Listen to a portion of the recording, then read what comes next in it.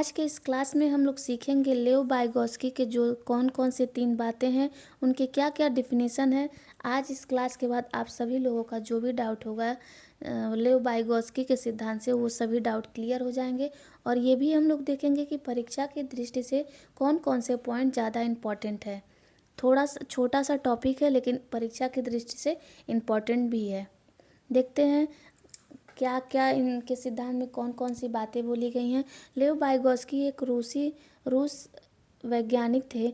उनका मानना था कि जो बच्चे का विकास होता है, समाज और संस्कृति के बीच होने वाली अंतःक्रिया यानी इंटरेक्शन जो भी समाज और संस्कृति के बीच होती है, बच्चा उन्हीं से बच्चे का विकास उसी के द्वारा होता है। यानी समाज और संस्कृति के बीच अंतःक्रिया के द्वारा बच्चे का विकास माना जाता है, लेव वाइगोत्स्की के द्वारा। इन्होंने अपने सिद्धांत में कोई चरण नहीं दिया, इन्होंने केवल 3 शब्द को बताया है जिसको याद करना महत्वपूर्ण है। पहला है ZPD यानी जॉन प्रॉक्सिमल डेवलपमेंट, दूसरा है MKO यानी मोर नॉलेजेबल अदर, तीसरा है स्कैप फोल्डिंग यानी पाड़ मचान या आलम्बन। नाम से यह स्पष्ट है स्कैप फोल्डिंग का, पाड़ मचान आलम्बन यानी किसी की सहायता से कोई चीज़ सीखना। आगे हम लोग डिटेल में पॉइंट वाइज देखते हैं। पहले है ZPD। ZPD का फुल फॉर्म है जॉन ऑफ प्रॉक्सिमल डेवलपमेंट। इसको हिंदी में समीपस्थ विकास का क्षेत्र कहा जाता है। यह वह अंतर है जो बच्चा स्वयं कर सकता है और जो वह किसी की सहायता से कर सकता है। एक एग्जाम्पल से समझ सकते हैं।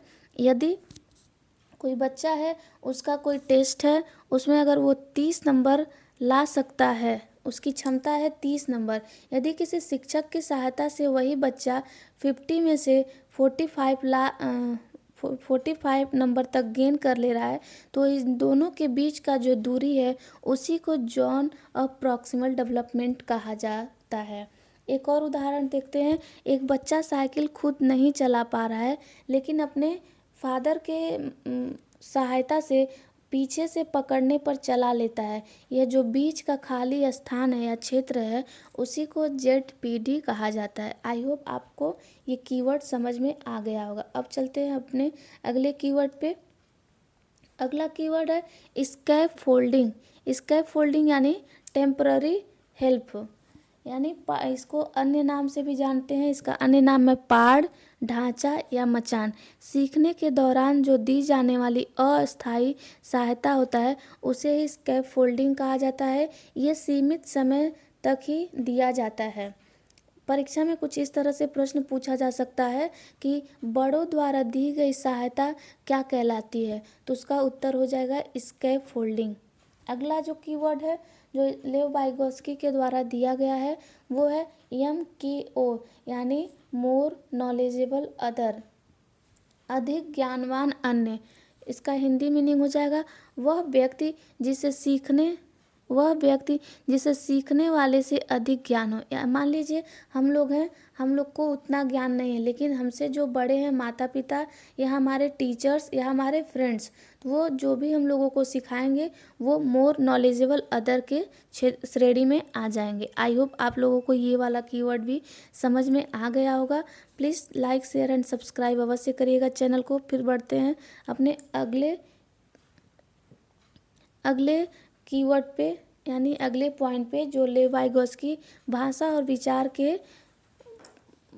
के बारे में महत्वपूर्ण बिंदु दिए हैं। इनका मानना है कि बच्चा जो भी प्राइवेट स्पीच यानी जो स्वयं से बातें करता है, अपने कार्यों को दिशा देने के लिए खुद से बातें करना, वाइगोत्स्की इसे विकास के लिए महत्वपूर्ण मानते हैं।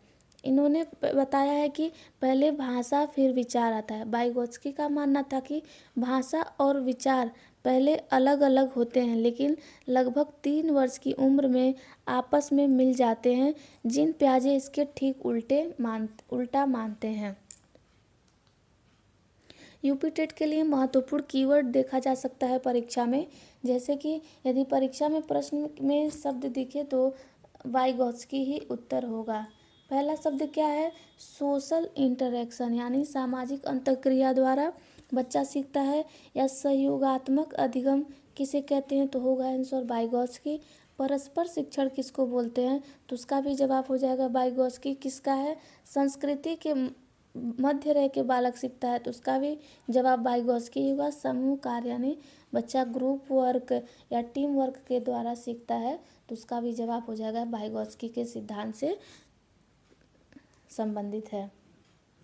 जैसा कि आप लोग इमेज में देख सकते हैं, ZPD जॉन प्रॉक्सिमल डेवलपमेंट, यानी जो बच्चे के पास सीखने की क्षमता है या और जो सीखने की क्षमता है और जो बड़े के द्वारा हमें ज्ञान मिलता है, उनके बीच की दूरी को ZPD बोला जाता है। स्कैफोल्डिंग या हम जो चीज़ हमें सीखने में समस्या हो रहा है, अस्थायी सहायता मिल जाता है, उसको स्कैफोल्डिंग कहते हैं। और उसके बाद आता है मोर नॉलेजेबल अदर, यानी हमसे जो अधिक ज्ञानवान है उनसे हमें कुछ नॉलेज मिल जाता है, तो मोर नॉलेजेबल अदर में आ जाता है।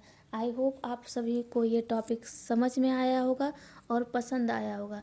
पसंद आए तो लाइक शेयर एंड सब्सक्राइब अवश्य करिएगा चैनल को। फिर मिलते हैं अगले वीडियो में किसी नए टॉपिक के साथ।